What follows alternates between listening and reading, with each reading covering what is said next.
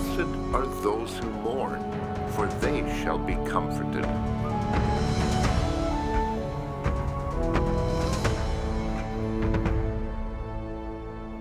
Peter, did that make any sense to you? Don't lie. Those who mourn, being blessed? Like mourning's a good thing? Actually, Matthew, the instant he said it, I knew it was true. How so? I've been sitting for all these years learning in the synagogue, and I'd had a bad conscience the whole time. We learned God's word, the commandments, and promises written in the Torah, and I hadn't managed to live those commandments, and I'd been really grieved by it all along. So you think it's that kind of mourning that Jesus was talking about? Well, it has to be. Ever since I left my boat and my nets and I started following our master, it's like my whole being longs to learn and do what he said and be more like him. Always good, always true, always righteous. I can't say it's gone so great, even up until today. And I really grieve over that too. But what about the many sick people who came to Jesus and then— Yes, people came to him with lots of things that troubled them and brought them grief, illnesses, issues, And he helped them. Healing is comfort. Okay, true. But what he talked about that day in Galilee was something totally different. Then he was talking to us who had left everything to follow him. He was talking to us who grieve when we don't manage to live like he did. And I was so overjoyed when he said that we shall be comforted, and I still am. One moment there. To us who grieve when we don't manage to live like he did, we shall be comforted.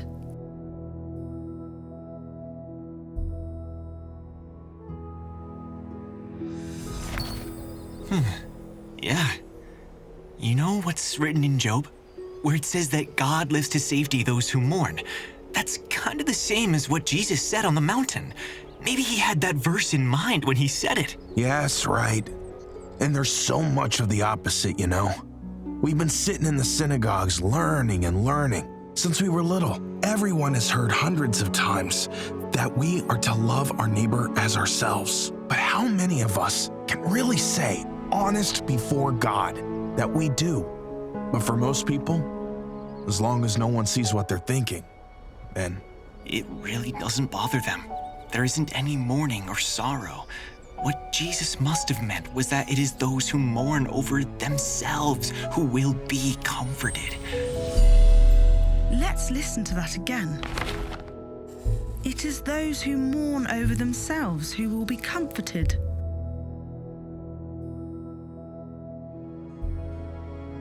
The scribes explained over and over how blessing comes by keeping the law. But if you stop and think about it, a lot of them don't seem very happy or anointed. So when we were on the mountain and Jesus started to speak about who was blessed, this incredible contrast appeared. He was preaching something so different from what we've seen and heard with our scribes. A whole new way of thinking. Yeah, and there were crowds of people that wanted to be near Jesus those days in Galilee. Several thousand, I think. But it seemed like they were there to be healed or see miracles. Not so much because they wanted to follow his life. Anyone could see the big difference between all of us and Jesus, but you're right. It seemed like most just accepted that difference without much sorrow or real grief. Maybe that's not so strange either. They hadn't invested much in following him. They hadn't repented. They hadn't gone all in. Most just accepted that difference without grief. Maybe that's not strange either. They hadn't gone all in. And I think that's why Jesus spoke directly to us when he held that sermon. It doesn't make sense unless you're really trying to be a disciple.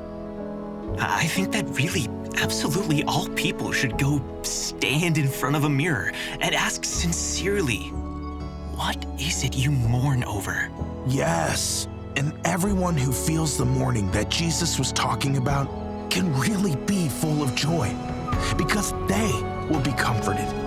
It will succeed to really follow him, to become like him, and to live how he did.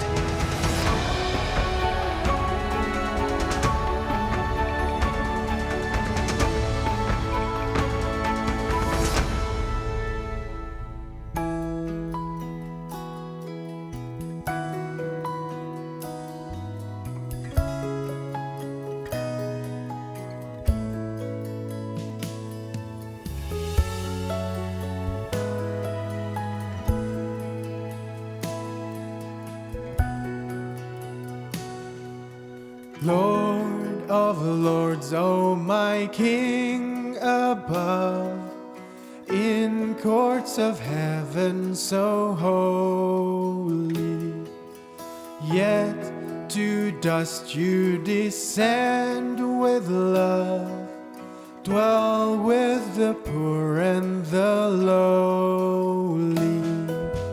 Heaven can't hold you, and yet within vessels of clay you reside, cleansing their lives from their shame and sin until they're as gold purified.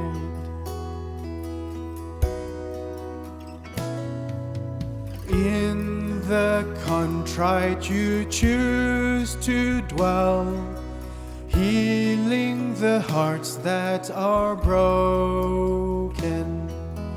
Yet they'll never that heart pain quell, who don't believe when you've spoken. Unto you, Lord, my soul has cried. You are my fortress secure. Those who in covenant with you abide will praise you, though grief they endure.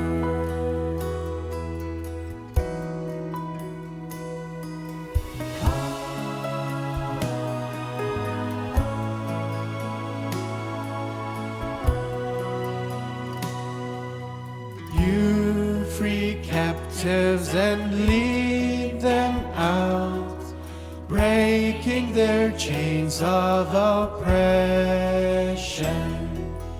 You break fetters of sin and doubt, that we may be your possession. Jesus Christ, God's beloved Son, fashions a bride from the clay.